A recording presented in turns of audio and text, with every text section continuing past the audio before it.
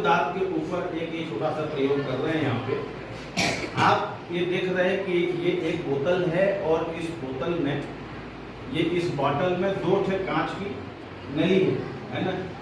एक नली के मुंह पर बैलून बांधे हुए हैं और दूसरी नली जो है वो हवा आने और जाने के लिए इसमें जगह है।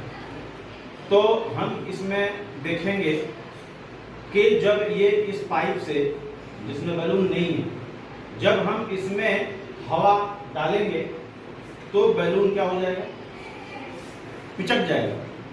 और जैसे इस नली से हम हवा को बाहर निकालेंगे तो उस स्थिति में ये बैलून क्या हो जाएगा, फूलेगा। आओ ये आप देखो, ये बैलून इसमें बंधा है ना। आप इससे हवा को भीतर फूंको हवा से भीतर। आप देखो ये बैलून क्या हो रहा है, जितना आप फूंकोगे बैलून उतना क्या होगा, चिपक रहा है। और आप अभी एक काम करो, उसी पाइप से हवा को अंदर डालो, हाँ बाहर निकालो। अब बाहर निकालो जोर से।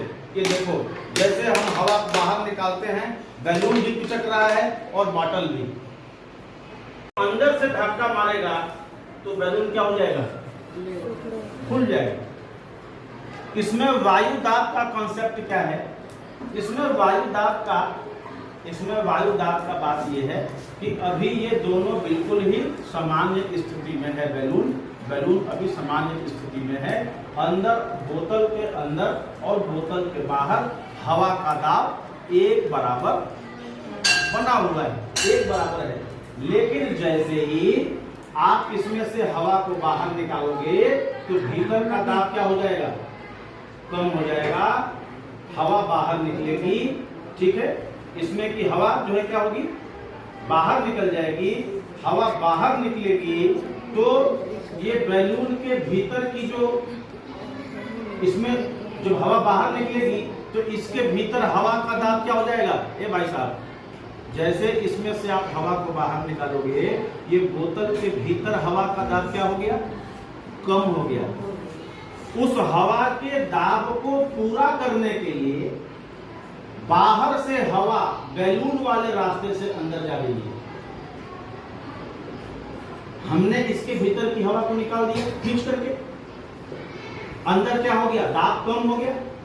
जैसे अंदर दाब कम हो गया तो वो दाब को बराबर करने के लिए बाहर से हवा अंदर जाएगी। और कहां से जाएगी, बैलून वाले रास्ते में से जाएगी। और जैसे बैलून वाले रास्ते में से जाएगी तो बैलून पर दबाव पड़ेगा और बैलून क्या हो जाएगा, फूल जाएगा। और इसका उल्टा जब आप कर रहे थे, जब इसमें फूंक मार रहे थे, आप क्या मार रहे थे, अभी देखो क्या है, जो बाहर का हवा का दाब है वही दाब भीतर भी है।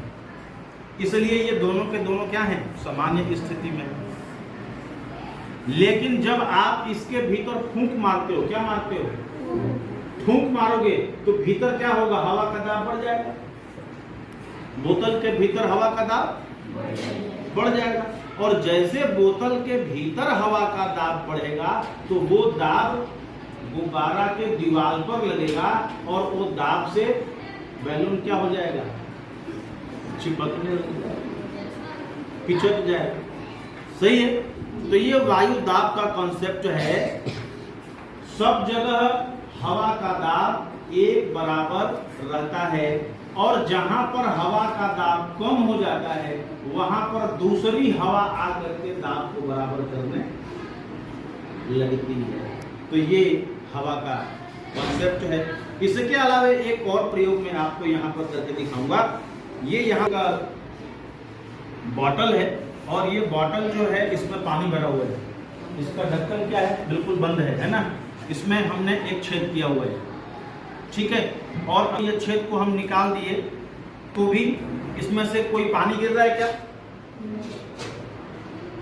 अभी रुक जाओ थोड़ा सा, ये जो प्रेशर है उसकी वजह से। अब देखो इस बॉटल से कोई पानी निकल रहा है नहीं, जबकि हमने इसमें क्या किया हुआ है, छेद किया है। इस बॉटल में एक छेद है परंतु फिर भी पानी बाहर निकल रहा नहीं है। लेकिन जैसे ही हम इस ढक्कन को क्या करेंगे, खोलेंगे ये देखो पानी बाहर निकलने लग गया, निकल रहा है पानी बाहर निकल रहा है ना। अभी इसको हम बंद कर दिए तो देखो थोड़ी देर में पानी क्या हो जाएगा, बंद हो जाएगा। ये बंद हो गया, जबकि छेद किया हुआ है, छेद किया हुआ है ना। अभी जैसे हम इसको ऊपर के मुंह को खोलेंगे, ये देखो चालू, ये देखो बंद, अब देखो बंद, धीरे धीरे क्या हो जाएगा, धीरे धीरे बंद, बंद हो गया।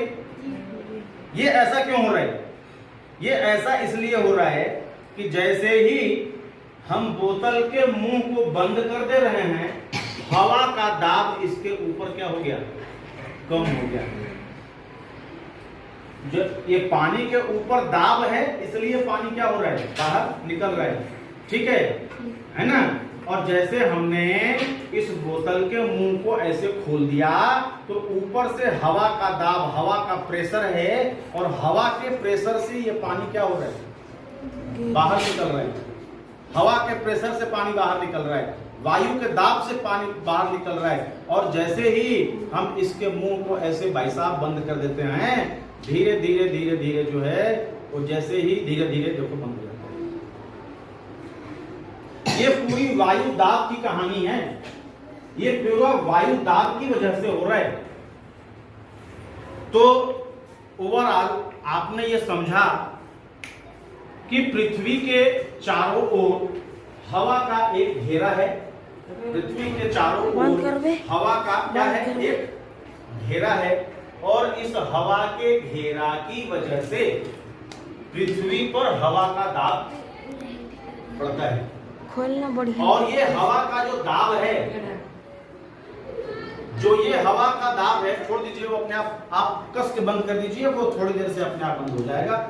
आप देखें, क्योंकि उसको दाब क्या हो गया, ऊपर का दाब का प्रभाव उसके ऊपर नहीं पड़ रहा, इसलिए क्या हो गया, वो पानी निकलना बंद हो गया। जैसे ऊपर का प्रेशर आएगा पानी निकलना चालू हो जाएगा। तो ये पृथ्वी के चारों ओर हवा का घेरा है, और जैसे गुरुत्वाकर्षण के कारण हमारे शरीर का दाब पृथ्वी के ऊपर लग रहा है, उसी गुरुत्वाकर्षण के कारण वायुमंडल में जो हवा है, इस हवा का दाब भी पृथ्वी के सतह के ऊपर लगता है। परंतु वायु दाब से किसी प्रकार की कोई विकृति होता नहीं है। क्यों नहीं होता? क्योंकि जितना दाब हवा का है उतना ही दाब अन्य वस्तुओं का भी हवा के ऊपर रहता है, इसलिए किसी प्रकार की कोई विकृति नहीं होती है। बिल्कुल उसको आप ठीक इस तरीके से समझें। मान लीजिए आपके पास दो गोला है, एक आटा का गोला, आटा गूंथ करके गोला बना दिया, ठीक है, और दूसरा हाथ में क्या रख लिया, लोहा का गोला।